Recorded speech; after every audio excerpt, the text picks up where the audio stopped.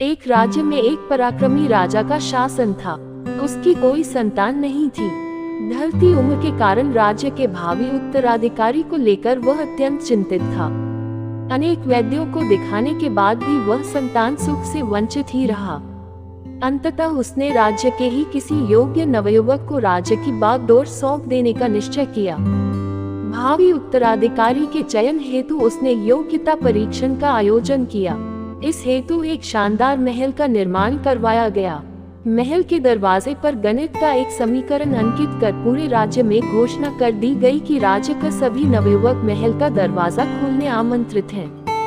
दरवाजे पर अंकित समीकरण हल कर दरवाजा खोले। जो दरवाजा खोलने में सफल होगा उसे महल उपहार स्वरूप प्रदान किया ही जाएगा और साथ ही राज्य का उत्तराधिकारी भी घोषित कर दिया जाएगा। घोषणा के दिन से ही उस नवनिर्मित महल में नवयुवकों का तांता लग गया। सुबह से लेकर शाम तक नवयुवक वहां आते और दरवाजे पर अंकित गणित के समीकरण को हल करने का प्रयास करते, किंतु आश्चर्य की बात थी कि कोई भी उसे हल नहीं कर पा रहा था। कई उसे लिखकर या याद करके जाते और घर पर उसका हल निकालने का हर संभव का प्रयास करते, किंतु फिर भी असफल रहते। कई दिन बीत गए। राज्य के बड़े से बड़े गणितज्ञ भी उस समीकरण का हल निकाल पाने में असमर्थ रहे। तब राजा ने दूसरे राज्यों के गणितज्ञों को आमंत्रित किया। दूसरे राज्य के गणितज्ञ आए और गणित का वह समीकरण हल करने लगे। जैसे जैसे दिन ढलता गया, एक एक करके गणितज्ञ वहां से जाते गए। अंत में मात्र 3 लोग शेष बचे। उनमें से 2 दूसरे राज्य के गणितज्ञ थे, किंतु तीसरा गांव का एक साधारण सा युवक था। दोनों गणितज्ञ जहां गणित का समीकरण हल करने में लगे हुए थे, वहां युवक एक कोने में खड़ा होकर उन्हें देख रहा था। राजा ने जब उसे यूं ही खड़ा देखा तो पास बुलाकर पूछा, तुम दरवाजे पर अंकित समीकरण हल क्यों नहीं कर रहे? युवक बोला, महाराज, मैं तो बस यूं ही इन नामी गिरामी गणितज्ञों को देखने आया हूँ। ये अपने राज्यों के इतने बड़े गणितज्ञ हैं, इन्हें समीकरण हल करने दीजिए। यदि इन्होंने हल निकाल लिया तो राज्य के उत्तराधिकारी बन जाएंगे। इससे बड़ी खुशी की बात और क्या होगी। यदि ये समीकरण हल नहीं कर पाए तब मैं कोशिश करके देखूंगा। इतना कहकर युवक एक कोने में बैठकर गणितज्ञों को देखने लगा। पूरा दिन निकल गया और शाम घेर आई, किंतु दोनों गणितज्ञ समीकरण हल नहीं कर पाए।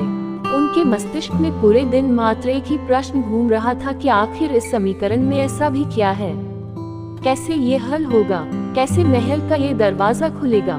पूरा प्रयास करने के बाद भी वे समीकरण हल नहीं कर पाए। जब उन्होंने हार मान ली तो कोने में बैठा युवक उठकर दरवाजे के पास गया और जाकर उसे धीरे से धक्का दे दिया। जैसे ही उसने दरवाजे को धक्का दिया, दरवाजा खुल गया। दरवाजा खुलते ही लोग उससे पूछने लगे कि तुमने ऐसा क्या किया कि महल का दरवाजा खुल गया? युवक बोला, जब मैं बैठकर सबको गणित का समीकरण हल करते देख रहा था तो मेरे दिमाग में विचार आया कि हो सकता है कि दरवाजा खोलने का कोई समीकरण ही न हो। इसलिए मैं गया और सबसे पहले जाकर दरवाजे को धक्का दे दिया। दरवाजा खुल गया। दरवाजे खोलने का कोई समीकरण था ही नहीं। उसका उत्तर वहां उपस्थित राजा ने भी सुना और बहुत प्रसन्न हुआ। उसने युवक को वह महल भी दिया गया और राज्य का भावी उत्तराधिकारी भी घोषित किया।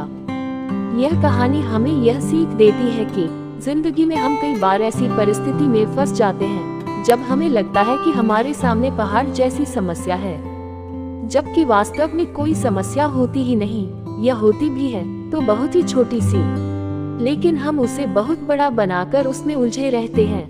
बाद में उस समस्या का समाधान अपने आप ही निकल जाता है या फिर थोड़े से प्रयास के बाद।